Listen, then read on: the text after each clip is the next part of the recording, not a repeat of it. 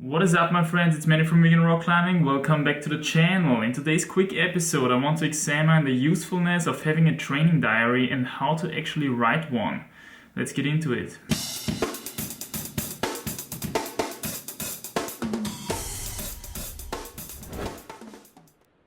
Alright, so why is it useful? Two reasons. The first, super simple, but in my opinion most important advantage of having a training diary compared to not documenting anything at all is that you can keep track of your workouts. Who would have thunk?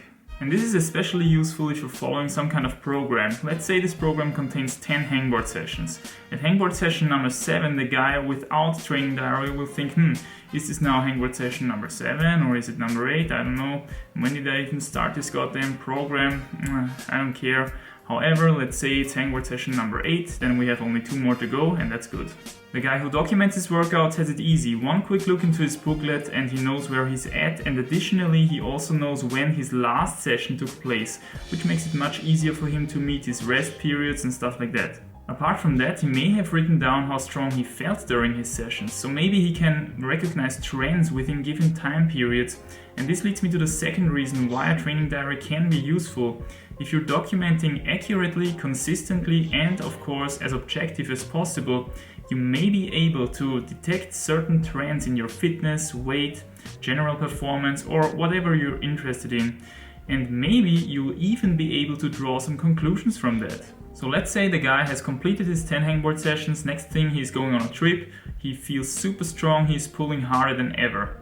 Thanks to his training diary, he can now go back in time to check which training he has done, which might have resulted in this awesome new peak.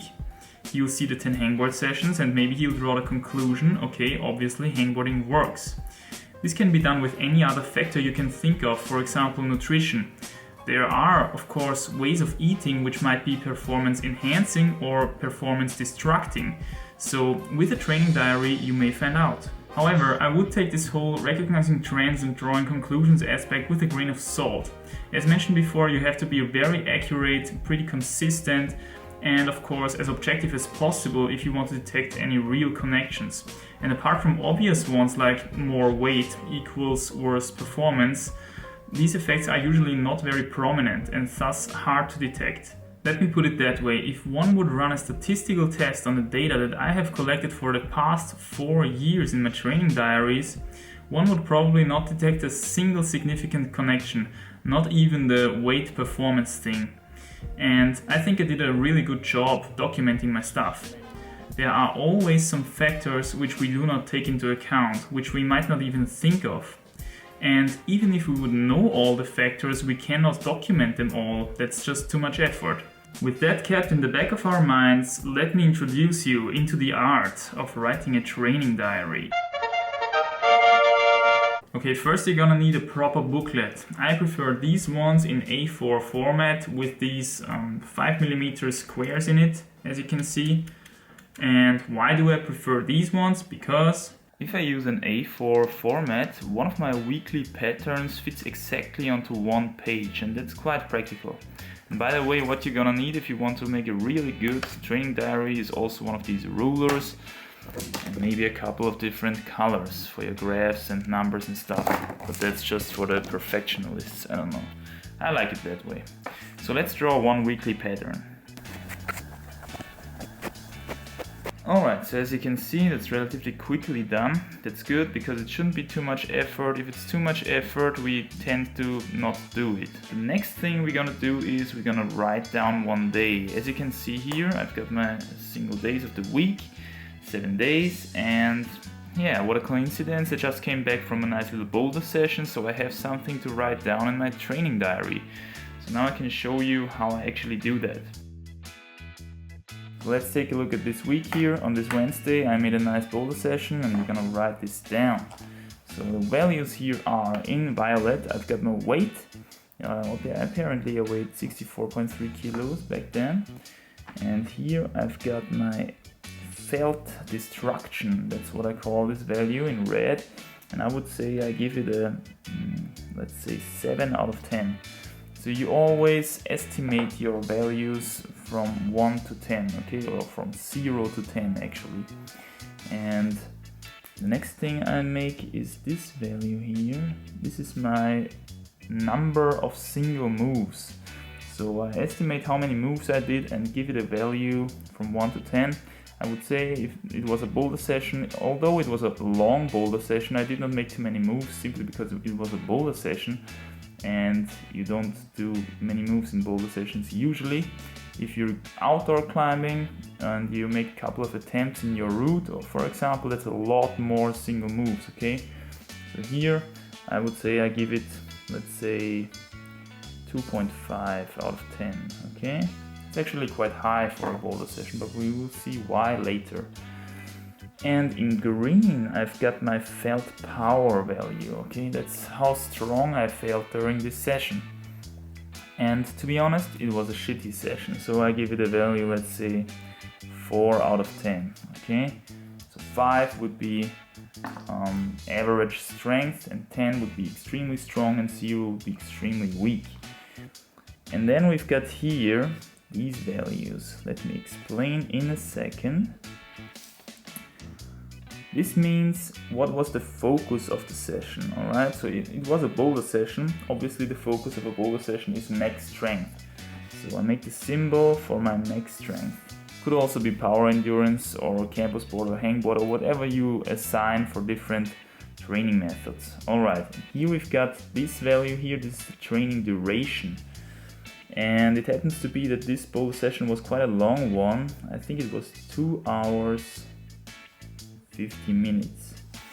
And this is also the reason why this value, this number of single moves value, is a bit elevated than compared to usual boulder sessions, simply because the boulder session was quite long. And this value here is going to be where the boulder session took place. And it was a boulder session, so it was in the boulder gym, and that's basically it. And now down here I leave myself some space for notes, okay? So let's say I pulled down one project, or I felt extremely weak, or I felt extremely strong. Here I have some space to write that down, so yeah, let me just quickly write something. Alright, so now I've completed the entry for this day here, and you may have wondered why I leave so much space above all these days. What's the purpose of that? And this is where my graphs are going to take place, okay? I like to draw graphs because, as I mentioned before, the hangboard should also have the purpose to be able to detect certain trends in your training, alright? And the graphs kind of visualize the trends even more. For demonstration purposes, I'm going to show you how I draw one of these graphs. Here I've got the entries of one whole week listed up, and as you can see, there are no graphs so far. So let me draw these ones now. Alright, so the felt destruction value is completed. Felt power value completed as well. Alright, and that's all my graphs. So here we have in red the felt destruction, in green the felt power, and in blue the number of single moves. And you can see pretty much how these relate now to my days of the week. And as you can see here, I've got 2 rest days in that week. And it seems to be that I've made a rest day already before this one, so here my felt destruction falls even to 0. That only happens after 2 rest days in a row. And then we're building those felt destruction up again with 2 more sessions. So here it goes up, then comes 1 rest day, it goes down to 2, and here I'm building it up again. It goes back up again, and as you can see, I've got here these spikes of high number of single moves. Obviously I was outdoors on these days, and that's true because the place of my training was outdoors, as I can see here. And yeah, quite a high number of single moves, also not too bad power, but then of course the power drops again, so it would have probably been better to make a rest day here, you know, to recharge those glycogen stores, to get some regeneration going. But I made a rest day right afterwards in the next week. You don't see this in this week anymore, but as you can see here, the felt destruction drops right down, and yeah, it indicates that there must be a rest day on the next page. And that's basically how I draw my graphs, and this is something where you really can learn, I would say, how your body works, okay? I mean, normally I say everybody's the same in regards to nutrition, for example. I believe that the same healthy nutrition is healthy for everyone, okay? high carb vegan thing is definitely, you know, the way to go in my experience. And I've seen also a lot of other people trying it, and yeah, nobody had a bad experience so far that I know. So yeah, I think that's definitely the way to go here. But when it comes to training and performance, the people seem to be different, okay? The genetics obviously matter here quite a lot. And some people need a rest day definitely after 2 climbing days, for example. Some people don't need a rest day for a whole week maybe. I've had weeks formerly full of training where I didn't make any rest day, but my felt power did not drop. Okay, so that's definitely interesting here. People are different depending on their genetics, and this is something you can find out with your training diary. You will learn how your specific body reacts, how your specific body responds to training, how it works essentially. If you put in the effort in, you know, let's say you write down here as well what you ate and stuff like that, okay? How much fats, how much carbs, how much protein. You may also find out what influence nutrition has on your performance. So yeah, that's basically all I can say about my training diary. Just to show you how much training diaries I've already created. So these are definitely reaching back, I would say, 4 years. That's 4 years of training diary. So I would say I have a pretty accurate picture in the meantime of how my body works, okay, and which training works in which ways and stuff like that. So this is something I would highly encourage you. Find out how your body works and apply this knowledge in your everyday training. I hope I could inspire you to start writing your own training diaries. You don't have to make it as sophisticated as I do it. There are many different ways how to write a training diary, and all the training diaries that I've seen so far fulfilled their purpose. To conclude, a training diary is super useful when it's about tracking your workouts. When you're doing some kind of program and you want to know at any given time how many of these workouts you've already have completed, how many do you still have to do, and stuff like that. It is also quite useful to detect certain trends in your fitness and performance, to detect whether you're getting stronger during these workouts, how strong do you feel, how many single moves have you done, did this affect your performance, and stuff like that. How good did you feel during the workouts, did you get a performance peak from it, and stuff like that.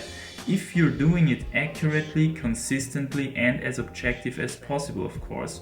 You may detect certain trends, you draw your conclusions, adapt your training, and become even more efficient as a climber.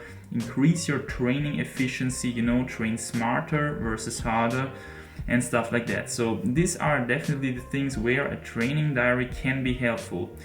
Take these conclusions with a grain of salt though. There are always exceptions, as I told you before, and you know, there are factors we cannot take into account, which we might not even think of. And with these thoughts, I would like to end today's episode. It was a requested one, so I hope I could meet your expectations.